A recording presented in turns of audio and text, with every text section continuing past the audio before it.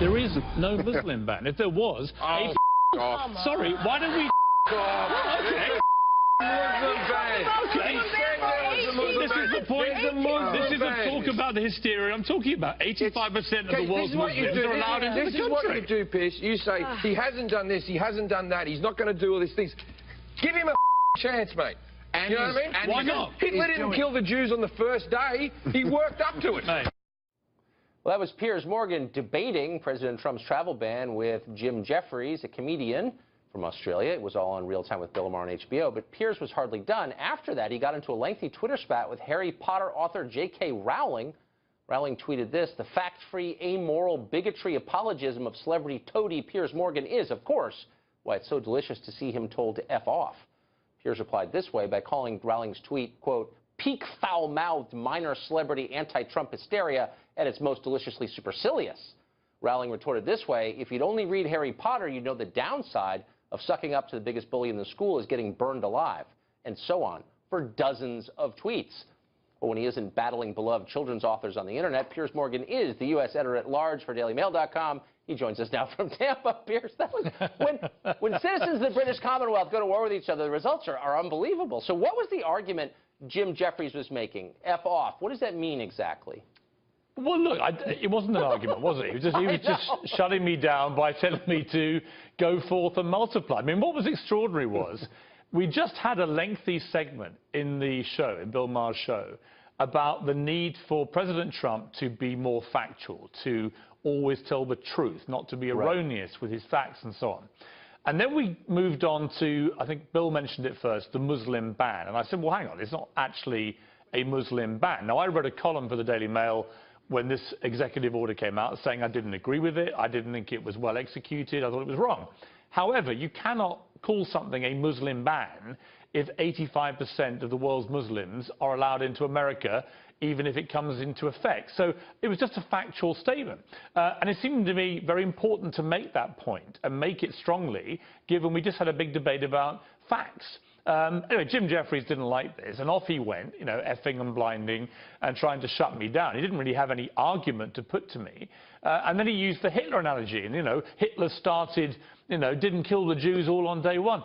I mean, to me, I'm sorry, but I just find this Hitler stuff with Donald Trump unbelievably offensive for two reasons. One, you know, Adolf Hitler killed 12 million people, including his systematic extermination of 6 million Jews in the Holocaust. This is not something we should be trivially throwing around about other people unless they have done similar acts. Donald Trump, to my knowledge, has not murdered anybody. All right, so this analogy of him being the new Hitler I find incredibly offensive. I also think it diminishes the scale and importance and horror of what Hitler did. So I think that should just be shut down. But of course, you try and say this, and if you're not prepared now in the liberal world to say that he's the new Hitler, and you're not prepared to say every Muslim is banned from the country, you yourself then become the devil. And that's what happened to me. Right, you're complicit in these crimes. So to J.K. Rowling, I'm interested. I want the overview here for a sec.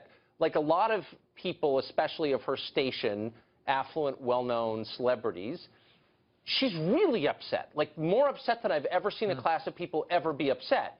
What is that about? Why are people you'd think would be in a pretty good mood because they're insulated from every economic variation you can imagine? Why are they so mad right now?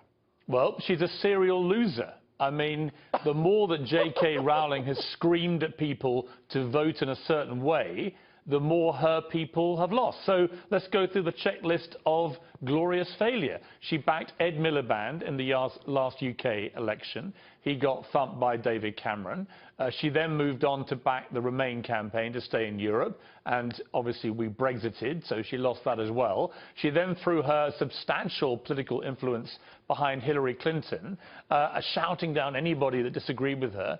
And of course, Hillary got a drubbing as well from a guy who was a non-politician. So if you're J.K. Rowling, you're 3 for 3. You are the worst celebrity political pundit on the entire planet. So look, I understand her pain. But she is, I think, Tucker, synonymous with this sort of absurdly arrogant, supercilious kind of view of so many celebrities now on the left. And I'm, as you know, I'm more liberal than I am right. But I cannot stand this anti-Trump hysteria, which is now infesting every part of the political debate. Donald Trump's been president for less than 1 month. He has not been remotely monstrous, not by any standards of a dictator. Let's all just take as I said on a gigantic chill pill, and let's just see how he plays out.